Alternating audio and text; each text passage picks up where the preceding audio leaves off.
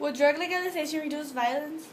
I do think that drug legalization would reduce maybe a little bit of violence, but not overall, because like it would depend. If you're talking about making all drugs legal, then no, I don't think that that's true, because there are drugs that make people kind of violent and aggressive and a little crazy, like hallucinogenics or something like that. Yeah. How does narco trafficking relate to corruption? I think that corruption makes things easier for narco trafficking. Okay, so narco trafficking is something that is illegal. So if you are in a corrupt place where it doesn't matter if you do things that are illegal and there are no consequences, therefore they kind of go hand in hand, because a narc isn't gonna go try to do narco trafficking in a country where he would suffer severe consequences. They're gonna choose somewhere that's easy. Is narco trafficking the problem of only the U.S., only Latin America, or everyone? Well, it's the problem of everyone, because when there's one country that's narco trafficking, it's not good for everyone in general. But if we're talking about who it affects most, probably like Latin America, because I mean, when I lived in Mississippi, it really didn't affect me personally, the narco trafficking, do you know what I mean? But here, I live here and it's unsafe, so here it affects me a little bit more. How are people fighting against narco trafficking? How are they fighting against it?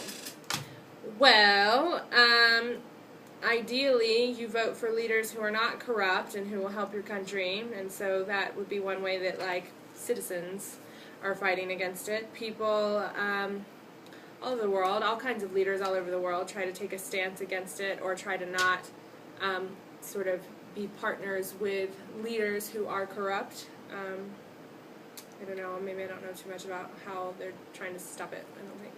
Do you believe extradition is a fair punishment for drug dealers? I guess it depends what they've done. Yeah, I guess. I feel like there might be other ways that could be dealt with. I feel like I want, like, consequences for your actions depending on what those are. So I feel like one punishment maybe doesn't fit all people. Do you believe that if Pablo Escobar never existed, narco trafficking wouldn't be this bad? No. I'm sure it would still be bad. What do you think should be more punishable, dealing or consuming drugs? Dealing. How do you think narco trafficking is being idolized? Well, a TV show about how Pablo Escobar is a great hero. Narco trafficking is probably not the best way to tell people that narco trafficking is bad. Is the media to blame for people getting involved in narco trafficking? I don't know. Not really, I don't think. Do you think there would be less drug wars if the dispute for power wasn't so big? Why or why not? There'd be less drug wars if we didn't have a dispute for power.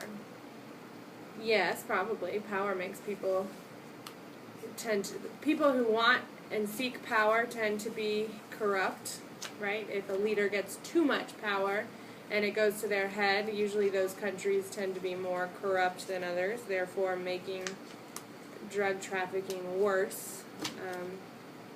So theoretically, I suppose you could say that if we didn't have people who were crazy, power-hungry people, then maybe we would have less narco trafficking. Thank you. Mm-hmm.